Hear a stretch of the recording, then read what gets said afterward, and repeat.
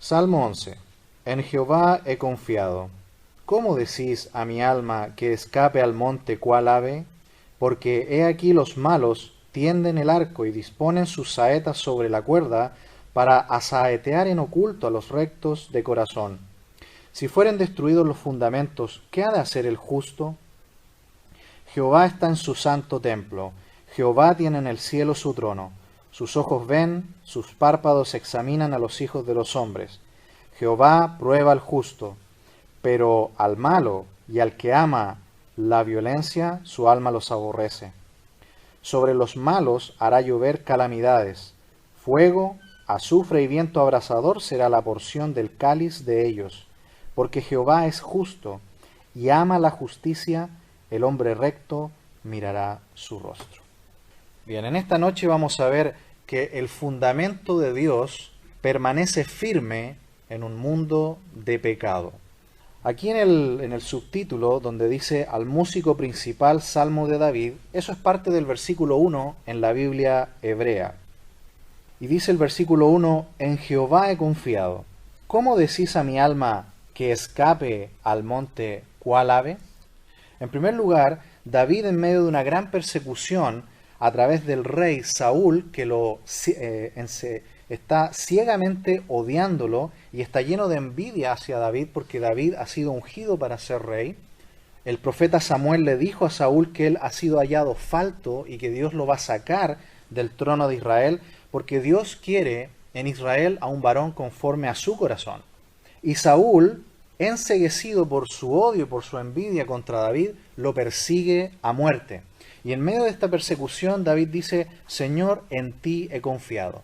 Y usa el nombre sagrado de Dios, el nombre Yahvé, el Eterno, el que siempre ha sido y el que siempre es y el que siempre será. ¿Cómo decís a mi alma que escape al monte cual ave? A pesar de que David confía en el Dios eterno, como lo hacemos yo creo todos nosotros, muchas veces nosotros en nuestra carne y en nuestra debilidad nos vemos en el fondo atemorizados y nos sentimos alentados a escapar, como un ave, ¿no? Como aquí lo presenta él, volar de la situación. Quisiéramos poder volar muchas veces, pero no siempre se puede y el problema está ahí. Por eso que este salmo es tan importante, porque nos recuerda que en Dios tenemos un fundamento firme y seguro, aunque muchas veces en nuestra carne desconfiamos. No debemos quitar nuestra vista del firme cimiento que es Cristo y su palabra. Dice el versículo 2, porque he aquí los malos tienden el arco, disponen sus saetas sobre la cuerda para asaetear en oculto a los rectos de corazón. Dice la primera parte del versículo que los malos tienden el arco. La imagen entonces es que los soldados de Saúl que persiguen a David lo están apuntando arqueros y ellos están alistando sus arcos para atravesar el corazón de David. Así que David en su humanidad, como cualquiera de nosotros, sentiría miedo sin duda de estar siendo perseguidos. ¿Recuerdan cuando vimos que 3000 hombres perseguían a David a las órdenes de Saúl? Así que esto despierta miedo en nuestra carne porque la fuerza de los malos o la fuerza del problema muchas veces es muy grande. Aquí en este caso los malos tienen arcos y flechas y están listos para matar a David. Están buscándole para matarle. Dice ahí, dispone sus saetas sobre la cuerda. Así que tememos muchas veces por nuestra vida. Tememos muchas veces por las decisiones que vamos a tomar. Hay un problema delante de nosotros y lo manejamos muchas veces con miedo y eso nos lleva a volvernos vulnerables al pecado y al mundo. En esa situación se encuentra David y termina el versículo diciendo, para asaetear en oculto a los rectos de corazón. Muchas veces perdemos la visión de Dios y empezamos a mirar hacia la tierra, empezamos a mirar hacia abajo, siendo que nuestra mayor fortaleza es una vida en Dios. Pero las tribulaciones, las penas, las pruebas y las persecuciones, como en el caso de David, muchas veces nos pueden llevar a perder nuestra fe en Él y nos desesperamos. Lo último que dice David aquí, antes de poner sus ojos en el Señor, es versículo 3. Si fueran destruidos los fundamentos, ¿qué ha de hacer el justo? El comentarista Barnes dice que los fundamentos, posiblemente David se refiere a donde descansa la sociedad. También en otro comentario, en el de Adam Clark, él dice la verdad y la equidad.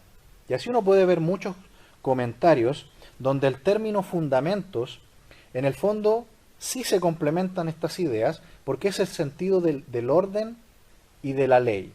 Porque en un sentido, en ese tiempo en Israel, que estaba gobernado por un lado por un rey humano, que tenía a cargo la ley, el orden en el país, por otro lado había una casta de sacerdotes que cuidaban y protegían al pueblo en el área espiritual.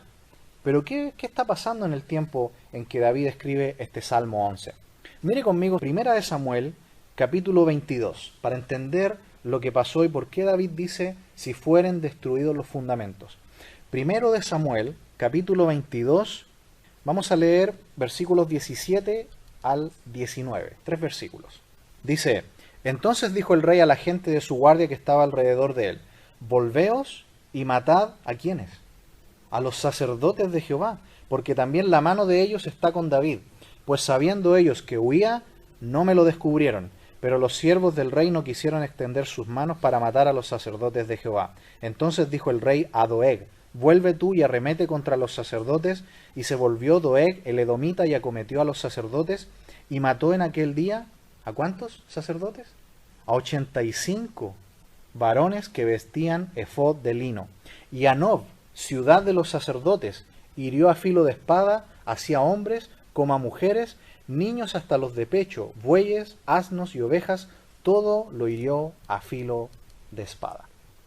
Aquí vemos la cara más malvada del rey Saúl.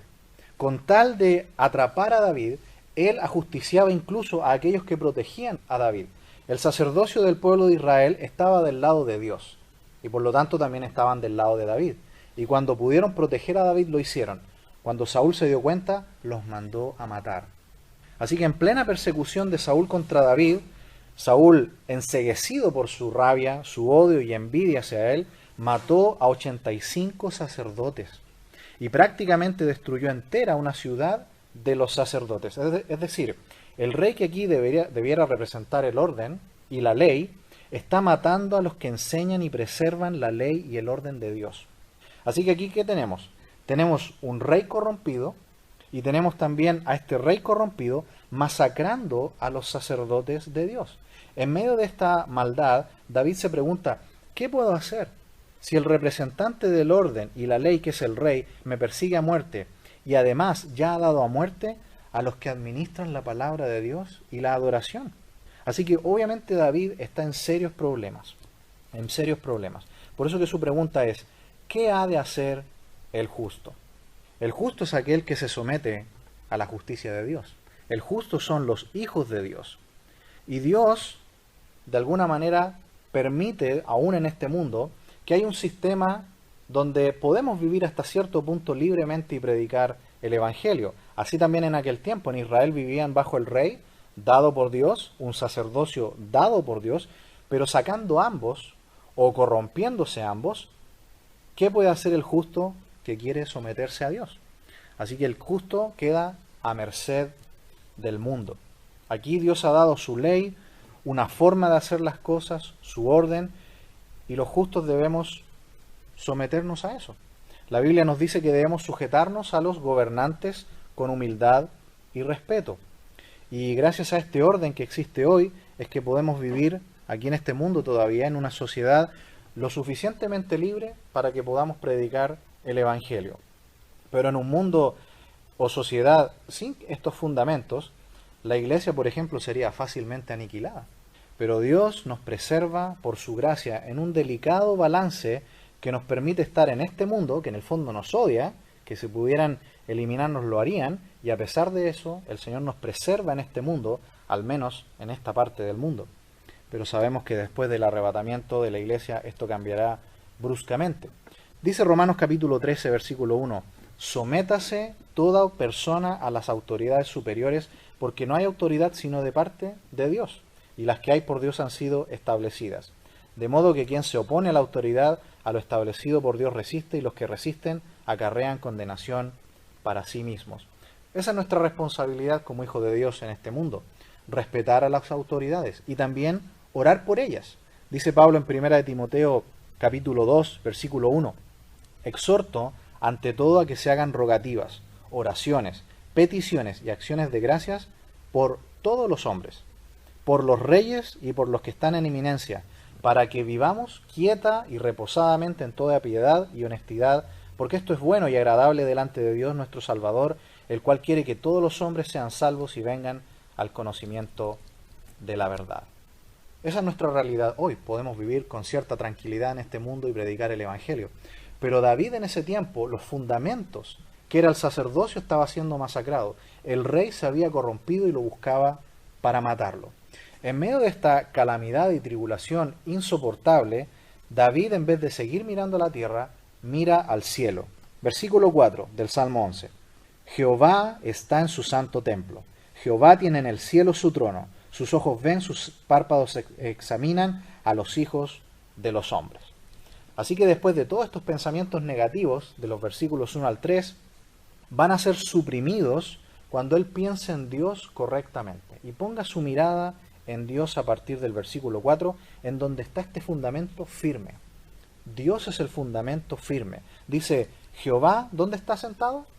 En su santo templo, dice ahí el versículo. Dios es la autoridad universal y Él está en su templo. Así como en el templo terrenal estaban los sacerdotes que cuidan y preservan la vida espiritual del templo en aquel tiempo en el pueblo de Israel. Nosotros hoy en la iglesia no tenemos una casta sacerdotal, pero sí tenemos un liderazgo, ¿no?, dado por Dios a la iglesia. Tenemos dones que el Señor nos ha dado, su palabra, que debemos aprovecharlo y buscar el beneficio de ello. Así que nosotros, así como David, no estamos desamparados. Debemos congregarnos regularmente, buscar el consejo y la enseñanza. Porque ¿sabe lo que pasa muchas veces? Lo que dice Proverbios 19.3. Proverbios 19.3 dice, la insensatez del hombre tuerce su camino y luego contra Jehová se irrita su corazón. Si no vamos al Señor, luego lo más fácil, cuando nos equivocamos y caemos, ¿qué es lo más fácil? Enojarnos con Dios. Echarle la culpa a alguien más, al Señor, cuando Él nos ha dado todo para tener vidas triunfantes en Cristo. ¿Podemos nosotros en el día de hoy decir qué ha de hacer el justo? No, porque el Señor ha dado fundamento a nuestra iglesia. Así como en aquel tiempo era el rey y los sacerdotes, Él sí podía decir eso, porque se había corrompido. Nosotros hoy tenemos la palabra, la Biblia, la única autoridad con la que Cristo gobierna su iglesia.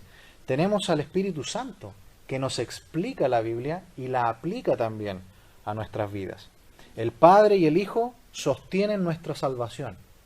La iglesia, como comunidad de hermanos, nos fortalecemos en comunión y tenemos un liderazgo pastoral en la iglesia que está para servir, para alimentarnos con la palabra. Por lo tanto, no estamos solos, no estamos desvalidos. Debemos acudir a todo lo que Dios nos ha dado en vez de alejarnos. Dice también ahí David, Jehová tiene en el cielo su trono, en el cielo. Nosotros somos criaturas, ¿cierto? Y nuestros pies están aquí en la tierra. Nuestra visión es pequeña, pero Él está arriba y Él ve todo desde arriba. Él es todopoderoso, es creador, es santo, es justo. Por lo tanto, Él sabe más que nosotros. Y debemos sujetarnos a los fundamentos que Él nos ha dado y aferrarnos a ellos. También dice ahí el versículo, sus ojos ven, sus párpados examinan a los hijos de los hombres. Claro, como Dios es el creador, por sobre todo, ve desde su santo templo todo, sus ojos lo dominan todo. Así el justo sabe que debe someterse y seguir sus fundamentos siempre, aunque muchas veces el mundo acá abajo no los reconoce ni los sigue. Si nosotros no tuviéramos estos fundamentos, sí que estaríamos solos y desvalidos, pero los tenemos, aferrémonos a ellos. ¿Recuerdan el Señor Jesús cuando habló de los dos fundamentos en Mateo 7? Jesús dijo en Mateo 7:21, no todo el que me dice Señor, Señor entrará en el reino de los cielos, sino el que hace la voluntad de mi Padre que está en los cielos. Muchos me dirán en aquel día, Señor, Señor, ¿no profetizamos en tu nombre y en tu nombre echamos fuera demonios y en tu nombre hicimos muchos milagros? Y entonces les declararé, Nunca os conocí apartados de mí, hacedores de maldad. Cualquiera pues que me oye estas palabras y las hace, le compararé a un hombre prudente que edificó su casa sobre la roca. Descendió lluvia y vinieron ríos, soplaron vientos y golpearon contra aquella casa, y no cayó, porque estaba fundada sobre la roca. Pero cualquiera que me oye estas palabras y no las hace, le compararé a un hombre insensato que edificó su casa sobre la arena. Y descendió lluvia, y vinieron ríos, y soplaron vientos, y dieron con ímpetu contra aquella casa, y cayó, y fue grande su ruina. Hasta ahí la lectura de la palabra de Dios. Si nosotros, hermanos amados, hemos puesto nuestra fe en Cristo, ahí está nuestro fundamento. Allí es donde debemos aferrarnos. David, por mirar a la tierra, por sujetarse a su carne por un momento, escribió esos primeros 3 versículos. Y en su carne desconfió de Dios. Pero cuando él miró al cielo, dijo, no, aquí está el fundamento. Dice el versículo 5, Jehová prueba al justo, pero al malo y al que ama la violencia, su alma los aborrece. David entiende entonces, de acuerdo a este versículo 5, que el Señor, ¿qué hace con nuestras vidas muchas veces? Nos prueba. ¿Por qué el Señor nos prueba? ¿Por qué el Señor prueba a sus hijos? El apóstol Pablo, luego de haber entrado a la ciudad de Listra, recuerda allí en Hechos capítulo 14, recuerdan que fue apedreado y fue tenido por muerto. Dice 14:20 de Hechos, pero rodeándole los discípulos, se levantó después de ser apedreado y entró en la ciudad, y al día siguiente salió con Bernabé para Derbe. Y después de anunciar el evangelio a aquella ciudad y de hacer muchos discípulos, volvieron a Listra, donde mismo lo habían lapidado, a Iconio y a Antioquía, confirmando los ánimos de los discípulos, exhortándoles que permaneciesen en la fe y diciéndoles, es necesario que a través de muchas tribulaciones entremos en el reino de Dios. El Señor nos prueba, y esa no debe ser una razón para desanimarnos, todo lo contrario.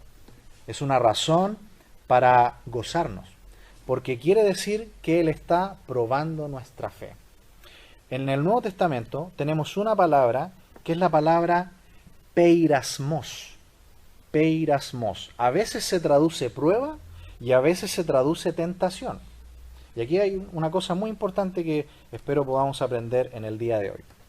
Por ejemplo, en Santiago, capítulo 1, él dice en el versículo 2, hermanos míos, tened por sumo gozo cuando os halléis en diversas pruebas, peirasmos, sabiendo que la prueba de vuestra fe produce paciencia, mas tenga la paciencia su obra completa para que seáis perfectos y cabales, sin que os falte cosa alguna.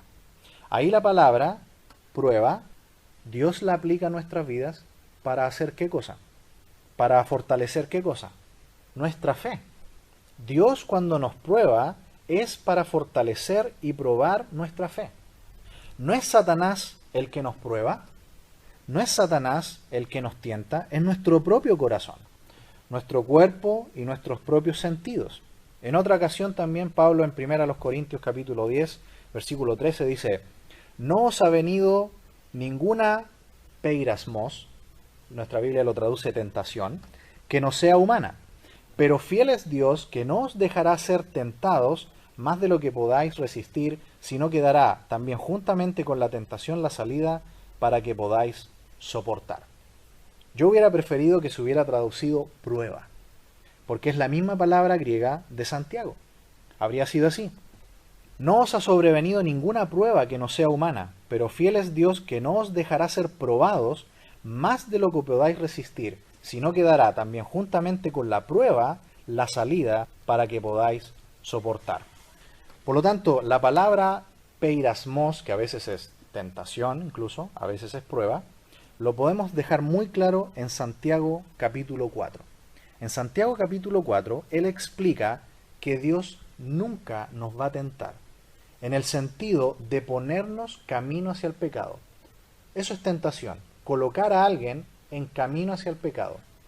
Prueba es algo diferente. Prueba es cuando Dios nos da una tribulación, pero para fortalecer nuestra fe. Capítulo 1 de Santiago, versículo 13, dice, cuando alguno es tentado, ahí está la misma palabra, peirasmos, no diga que es tentado de parte de Dios, porque Dios no puede ser tentado por el mal, ni él tienta a nadie, sino que cada uno es tentado cuando de su propia concupiscencia es atraído y seducido. Entonces, la concupiscencia, después que ha concebido, da a luz el pecado, y el pecado, siendo consumado, da a luz la muerte. Hasta ahí la lectura. Por lo tanto, las pruebas que Dios nos da son para probar nuestra fe. Nos llevan y nos preparan durante esta vida en la tierra hasta llegar al final a nuestra morada celestial. Las pruebas finalmente fortalecen nuestra fe y desembocan en nuestro final encuentro con Cristo en el cielo. Tentación, como puede ser correctamente sí traducido en Santiago capítulo 1 versículo 13, es cuando somos puestos camino al pecado. Pero ahí el mismo Santiago nos dice que Él jamás lo hará. Dios jamás nos colocará camino al pecado. Dios lo único que va a hacer es probar nuestra fe. Él prueba nuestra fe para volverla como oro puro, y así estamos más fuertes para vivir en este mundo hasta que Cristo vuelva por nosotros. ¿Sabe que el Señor Jesús también ocupó esta palabra, peirasmos, en Mateo 6:13? Cuando dice, y no nos metas en tentación, mas líbranos del mal. Amén. Ahí queda clarísimo. Dios nunca nos va a poner en el camino hacia el pecado. Él es el que nos ayuda para sacarnos de allí. ¿Se fijan? Dios nunca nos va a tentar. Dios va a probarnos, sí, pero para fortalecer nuestra fe. Así que los creyentes verdaderos, cuando somos probados por nuestra fe, como le estaba pasando a David aquí en el versículo 5, Dios nunca nos va a probar más allá de lo que podemos soportar. Nunca. Él siempre nos va a dar con la prueba la salida y salimos adelante. Nuestra fe es purificada y Él nos preserva. Pero ¿sabe lo que le pasa a un falso creyente? Un falso creyente, como en la parábola del sembrador, recuerdan que recibe la palabra y tiene gozo al principio, pero después vienen las aflicciones, las pruebas, la persecución y tropieza. Y ya no lo vemos nunca más y abandona. No era un verdadero creyente. El verdadero creyente, cuando es probado, su fe es probada, y como tiene fe verdadera, esa fe se fortalece y nunca va a abandonar a Cristo, porque es un verdadero hijo de Dios. Así que, hermanos amados, cuando vemos que algunos abandonan, no nos descorazonemos. Esa persona sabe el mensaje. No nos ha rechazado a nosotros, ha rechazado a Cristo. Y es responsable ante Dios, no ante nosotros. Eso no quita que sigamos predicando el Evangelio. Al final del versículo 5 dice, pero al malo y al que ama la violencia, su alma los aborrece. Aquí vemos que el malo, el incrédulo, que es una persona que ama la maldad, la ira de Dios está sobre él. Y disfruta de este mundo y del pecado, pero lamentablemente si no se arrepiente un día despertará para el juicio final, para ser enviado al infierno. Versículo 6. Sobre los malos hará llover calamidades, fuego, azufre y viento abrasador será la porción del cáliz de ellos. Sobre los malos hará llover calamidades. ¿Qué le espera a los malos? Que no se arrepienten, que no vienen a Cristo. Dice, cosecharán lo sembrado, serán juzgados. Fuego, azufre y viento abrasador, dice, será la porción del cáliz de ellos. Una imagen que no habíamos visto en el Antiguo Testamento. Lo vemos mucho más en el Nuevo Testamento cuando se nos habla más del infierno.